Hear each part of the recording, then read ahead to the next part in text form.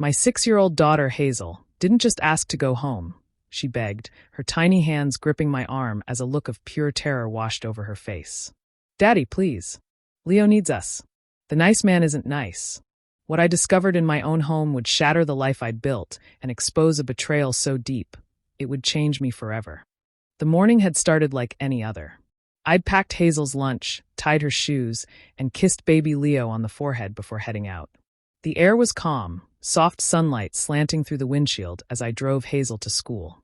She hummed quietly in the back seat, her favorite doll clutched against her chest. Then, out of nowhere, she went silent. I glanced in the mirror. Her face had gone pale. Sweetheart? You okay? I asked. Her bottom lip trembled. Daddy, we have to go home. Before I could respond, she reached forward, tugging at my sleeve. Please, Daddy. Leo needs us. The nice man isn't nice. My hands froze on the wheel. The nice man was Jax Porter, our family friend, the guy I'd trusted to watch my infant son while I took Hazel to school.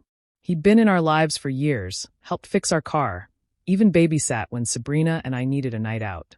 My mind tried to rationalize her words, but something in her voice, pure, trembling fear, made my stomach drop. What do you mean, Hazel? She shook her head, tears spilling. He said we're playing the quiet game. But Leo doesn't like it. He keeps crying. Jack said he has to stop crying or he'll lose. Every hair on my neck stood up. I didn't think. I just acted.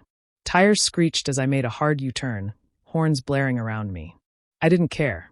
My hands were shaking as I sped down the familiar streets, Hazel crying softly in the back. The drive that normally took 15 minutes felt endless. My pulse pounded in my ears.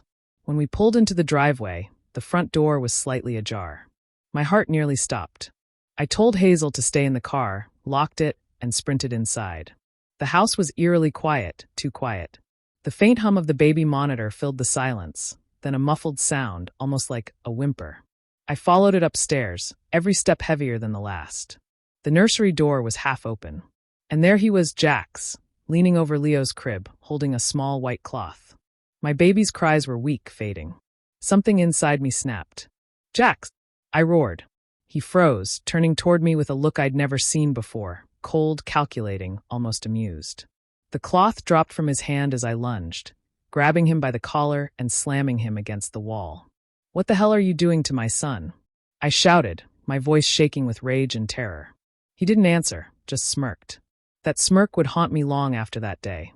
As I tore Leo from his crib, holding him close, one thing became clear. Hazel's warning had saved her brother's life. But it was only the beginning of a nightmare that would expose the darkest truth about the people I thought I could trust. The front door swung open with a force that nearly tore it from its hinges. The silence inside was suffocating, unnatural. Every sound in the house had vanished, replaced by a stillness that crawled beneath my skin. My heart hammered as I stepped across the threshold, calling out for Jax, for Leo, nothing. Only the faint creak of the floorboards answered back. Then I heard it. A soft, uneven shuffling from upstairs, barely audible, but enough to freeze me mid-step. I followed the sound, my pulse thundering in my ears. Hazel's words echoed in my head. The nice man isn't nice. I climbed the stairs 2 at a time, each step heavier than the last, the nursery door slightly ajar, a thin beam of light cutting through the gap. Pushing the door open, I caught sight of something that made my blood run cold. Jax was standing beside Leo's crib, his back to me, one arm outstretched. The faint smell of chemicals filled the air, sharp and wrong. In his hand, a small white cloth hovered dangerously close to my baby's face. Leo's tiny arms flailed weakly, his cries reduced to faint, desperate sounds. My mind went blank. Instinct took over. Get away from him. I roared, my voice cracking the silence like thunder. Jax turned slowly, his expression shifting from surprise to something darker. Something I'd never seen before. The easygoing grin he'd always worn was gone. His eyes were hollow, his jaw tight, his face twisted into a sneer that made my stomach twist. For a moment, we just stared at each other. 2 men standing on opposite sides of a line that could never be crossed again. Then he dropped the cloth. It landed softly on the floor between us, a small white symbol of betrayal. I lunged. The impact sent us both crashing into the dresser, rattling the framed photos of my family, the life I thought I knew. Jax fought back with a strength that felt inhuman, his hands clawing at my arms, his teeth bared in fury. You should have stayed gone, he he snarled. I barely registered the words. All I could see was Leo, his small body trembling in the crib. Every ounce of fear and disbelief inside me turned to fire. I slammed Jax against the wall, his head hitting the plaster with a dull thud. You touch my son again, and I swear. The sentence never finished. He spit at me, a sick smile curling his lips. That moment, that smirk, it was the final crack in the illusion.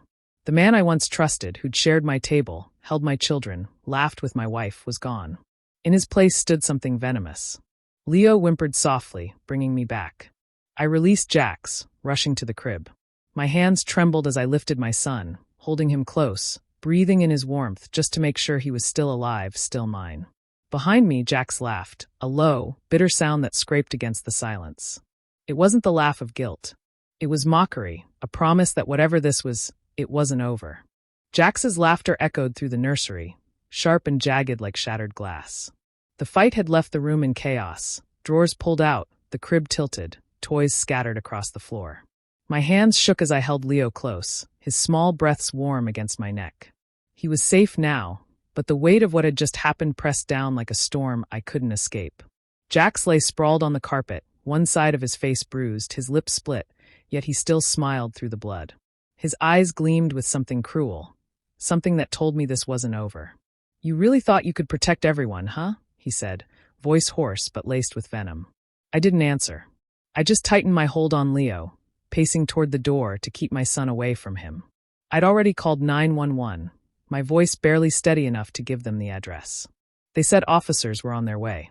I wanted silence until then, but Jax wouldn't stop. You were always so damn trusting, he continued, coughing out a laugh that turned into a groan. She said you'd never see it coming. My body went rigid. She. The word hung in the air like smoke. He looked up at me, smiling through the pain. Sabrina, he said simply, savoring the name. She knew you'd never suspect me. Said you believed in family too much for your own good. The sound of her name from his mouth hit me harder than any punch he'd thrown. My wife. The woman who had begged me to trust Jax. The one who'd insisted he was harmless, dependable, a good friend. My stomach churned as everything twisted into place. The excuses, the late nights, the sudden warmth she'd shown toward him. My hands went cold. Shut up, I whispered, but it came out weaker than I meant. He only laughed harder, the sound growing uglier. You still don't get it, do you? You were the fool in her story, Elias. The husband who never looked too close. The one who didn't ask questions. I wanted to hit him again, to silence him, but something inside me wouldn't let me. His words had already done more damage than any bruise could. The room seemed smaller, the walls closing in as the truth pressed down on me. The betrayal wasn't just his, it was hers too. The distant wail of sirens grew louder, cutting through the thick air. I stood there, Leo resting against my shoulder, staring down at the man I once called a friend. He smiled faintly, eyes half-lidded. You'll see soon enough, he muttered. When the police burst through the door, I barely spoke. They handcuffed him, read his rights, pulled him to his feet. He stumbled past me, still smirking. For a moment his gaze met mine, and I saw no regret, only satisfaction. As the door closed behind them, I felt the weight of everything settle in my chest. My wife's name still echoed in my mind like a curse. Whatever life I thought I had with her was already over. I just hadn't realized it yet. That day, standing in the wreckage of my son's nursery, I understood one thing. Betrayal doesn't always come from strangers. Sometimes it's born right inside your own home. The flashing red and blue lights outside faded as the police car carrying Jax disappeared down the street. But the echo of his words lingered like a stain I couldn't scrub away. The house felt hollow now, stripped of its warmth. Leo was finally asleep in my arms, his tiny breath steady against my chest, yet my mind was a storm. Jax's voice replayed over and over. Sabrina knew you'd never suspect me. When the last officer left, I stood in the doorway, staring at the wreckage. The nursery looked untouched by time, yet scarred by truth. My wife's perfume still lingered faintly in the air, that soft floral scent she always wore. It felt like a mockery now. I grabbed my phone and dialed her number, fingers trembling. Straight to voicemail. I tried again. Nothing. I moved downstairs, the silence swallowing each step. The family photos lining the walls suddenly felt like strangers' faces. Every smile, every promise, it all seemed false. I opened our shared bank account on my phone, more out of desperation than logic, and the sight made my stomach twist. Several large withdrawals. Thousands, gone within the last 48 hours. My hands went numb. She'd planned this. It wasn't a mistake or some misunderstanding. She'd prepared to vanish. My mind scrambled for answers, for any version of this that didn't mean what it looked like. Sabrina wouldn't do this. She couldn't. But every new discovery cracked that belief a little more. I searched the kitchen, hoping for some clue. That's when I saw it, our notepad by the fridge. A single note torn from the top page, written in her neat handwriting. "I'm so sorry. I couldn't live this lie anymore." I read it again, then again, hoping some part of it would sound like her voice, but it didn't. It felt mechanical, rehearsed, like something written to end a performance, not a marriage. My pulse quickened as I looked closer. Her handwriting was there, but it lacked emotion, the curves too clean, too deliberate. It wasn't a goodbye, it was a statement. A cover. Behind me, I heard small footsteps. Hazel stood there, clutching her doll, eyes wide and red from crying. She peeked around my leg, her voice barely above a whisper. "Daddy, Mommy was crying last night." I froze, slowly turning toward her. "What did she say, sweetheart?" Hazel's bottom lip trembled. "She said she had to go away with Jax to be happy." For a second, the world stopped. The words hit harder than anything Jax had done. My throat tightened. I didn't want to believe it, but Hazel had no reason to lie. My daughter had overheard the truth I wasn't supposed to find. I crouched down and pulled her close, shielding her small body against mine.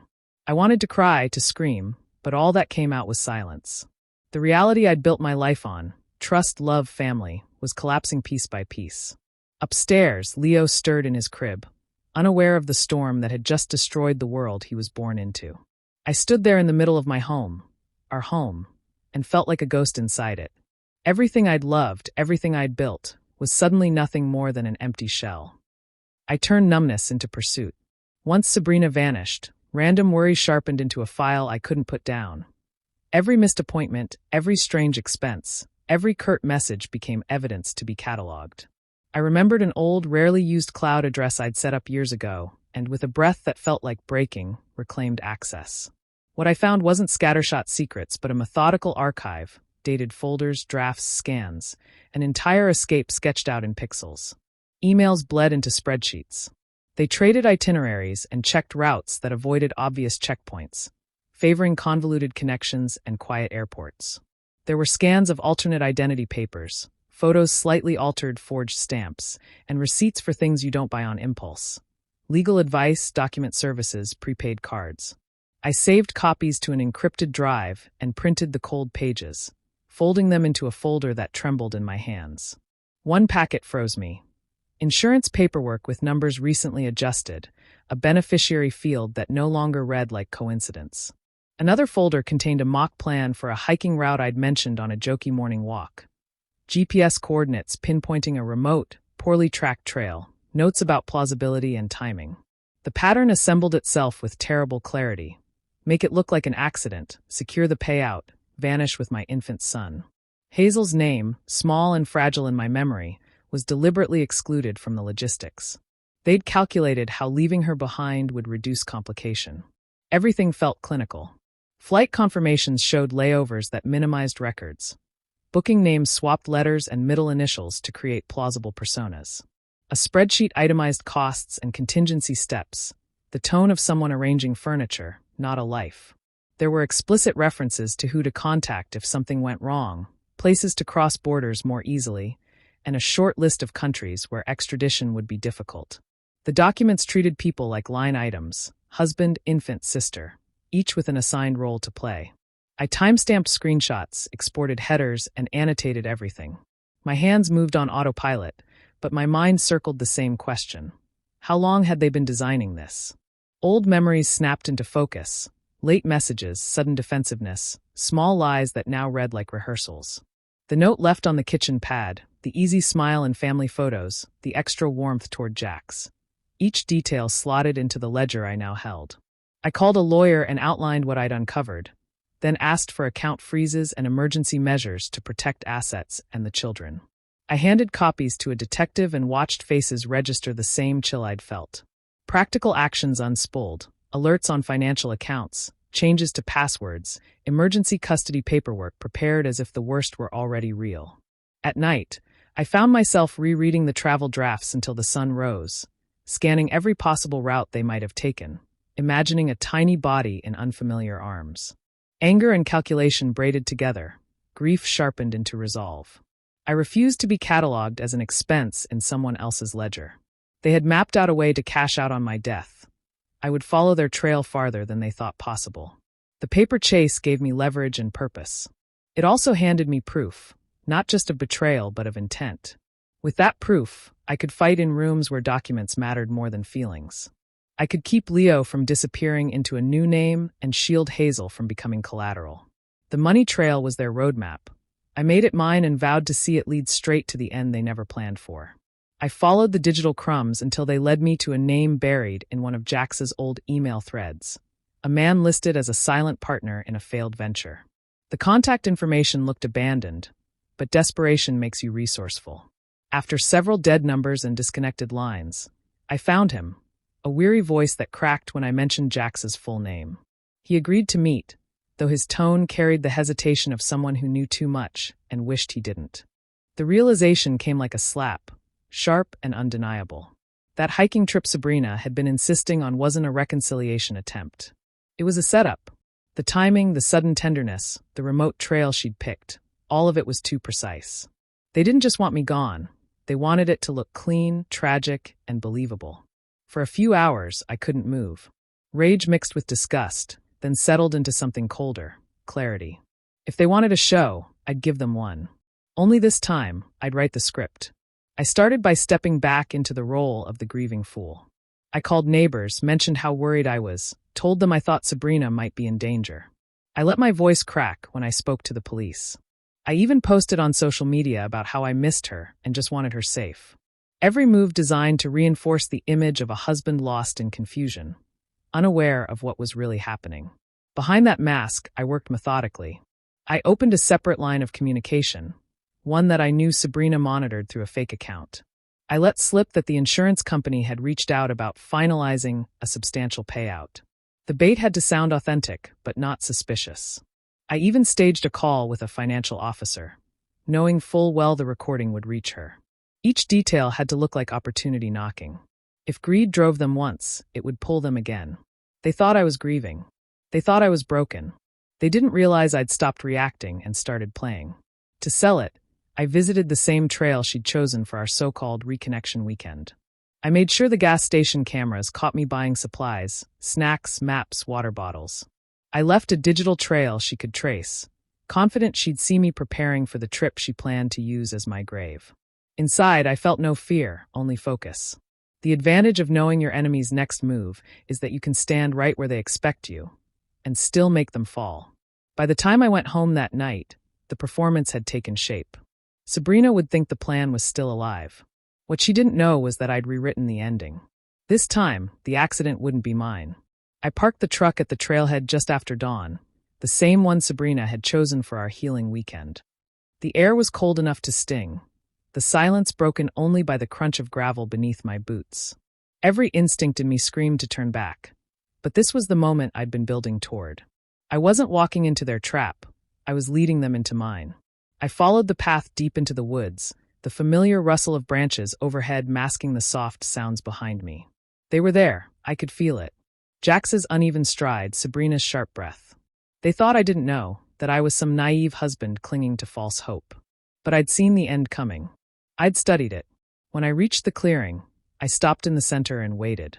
The trees around me swayed gently, the world holding its breath. Then, from the shadows, she appeared. Sabrina stepped out first, wearing the same soft expression she always used when she lied. Her tone was sweet, careful. "Elias, you came." Behind her, Jax lingered with that same mocking smirk that used to pass for confidence. He looked thinner, meaner, like the mask had finally slipped. I didn't respond. Instead, I pressed the button on the small recorder in my hand. Her own voice filled the clearing, cold and sharp through the static. "Once the accident happens, the policy releases in full. Hazel will stay with my sister. Elias won't know what hit him." The color drained from her face. For the first time, I saw fear flicker behind her eyes. "You were going to leave Hazel?" I asked quietly. No yelling, no drama, just the question that mattered most. My voice was steady, dangerous in its calm. She stammered, reaching for an excuse that wouldn't come. Jax shifted, realizing control was slipping away. He muttered something about making it quick, but I'd already stepped back, revealing the blinking light from the camera I'd hidden in the tree line. Every word, every confession recorded. For years, I'd trusted her more than anyone. I built a home around her. And there she stood, surrounded by the trees where she'd planned my death, stripped of the illusion she'd crafted so carefully. I didn't need to raise my voice or my fists. The truth was louder than anything I could say. The sound of her betrayal playing back through that tiny speaker was enough to shatter her, to end whatever power she thought she had. For the first time in months, I didn't feel fear or confusion. Only closure. Her voice cracked through the stillness of the woods like glass shattering. You were just a placeholder. A bank account. You were never supposed to matter. The sweetness that once defined Sabrina's tone was gone. What stood before me wasn't my wife, but a stranger unmasked. Her eyes burned with something between fury and panic, and in that instant, I knew there was nothing left to salvage. Branches snapped behind her. Jax stepped forward, his hand gripping a knife that glinted in the early light. He moved like a predator closing in, but I'd already mapped this place in my head. The slopes, the roots, the angles. I had no weapon, just instinct, and the will to protect what was mine. He lunged first. The blade sliced the air where my ribs had been a second earlier. I dodged sideways, the uneven ground forcing him to stumble. The adrenaline burned through me, every heartbeat pounding in my ears. I could smell the metal tang of blood, mine, his, I couldn't tell. Sabrina shouted something incoherent, her voice trembling between rage and terror. She didn't move to help him. Her focus was survival, hers alone. Jax came at me again, faster this time, reckless. I sidestepped, grabbing a fallen branch, swinging with every ounce of strength left in me. The crack of wood-meeting bone echoed through the clearing. He dropped to his knees, gasping, knife falling from his grasp. The man who'd once played with my son now stared at me through bloodshot eyes, realization dawning that this was his end. But I didn't finish him. I didn't need to. Justice wasn't in vengeance, it was in survival. Sabrina screamed, spinning to run. Her boots slipped against the moss-slick ground as she tore through the underbrush. I shouted her name once, not to stop her, but because some part of me, some foolish, broken remnant, needed to see if there was even a trace of the woman I'd loved left inside her. There wasn't. She looked back, just for a moment, eyes wild with hatred and regret. Then her foot caught the edge of a ridge, and she vanished over it. The sound that followed, the dull, final thud below, was swallowed by the forest. Silence settled around me. My chest heaved, my hands trembling, the world spinning with the weight of what had just happened. Jax lay motionless. The wind whispered through the trees like a closing prayer. I stood there, not victorious, not vengeful, just a father who'd done what he had to do. The man they thought they could destroy was still standing. The courtroom felt colder than I imagined. I sat through every word, every piece of evidence, every lie dismantled one by one. Sabrina survived the fall, but she would never walk the same again. Her body mirrored the ruin she'd brought on herself. When the judge read her sentence, she didn't flinch. Conspiracy to commit murder. Fraud. Attempted homicide. Jax didn't fare any better. He'll spend the rest of his life behind bars. I didn't celebrate. I just breathed for the first time in months. With all the evidence I'd gathered, her emails, his voice messages, the insurance files, they couldn't touch me or my children. The court granted me full custody of Hazel and Leo. No visitation, no claims, no rights. Just silence where their chaos used to live. I moved us to a small house on the edge of town. Nothing fancy, just peace. Every corner felt new, untainted. I'd repaint the walls on weekends while Hazel hummed beside me, and Leo learned to crawl across the soft rug. The weight I'd carried for so long finally began to lift. That night, after tucking Hazel in, she looked up at me with sleepy eyes and said softly, "The bad quiet is gone, Daddy." I froze for a second, realizing how deeply she'd felt everything. I smiled, kissed her forehead, and whispered, "It's never coming back." When I picked up Leo, he clung to my shirt, his tiny fingers gripping tightly. The house was silent, but it wasn't the haunting kind anymore. It was the kind that lets you breathe, that reminds you the storm has passed. I stood there in the dark, holding my son, listening to the stillness. The betrayal that almost broke me had done something else instead. It forged me into the father I was always meant to be. And in that calm, I knew we were finally home. After everything that happened, I sometimes wonder if I went too far, or if walking away was the only way to truly protect my kids and myself. What would you have done in my place? Share your thoughts in the comments, and if my story moved you, don't forget to subscribe and turn on the notification bell for more.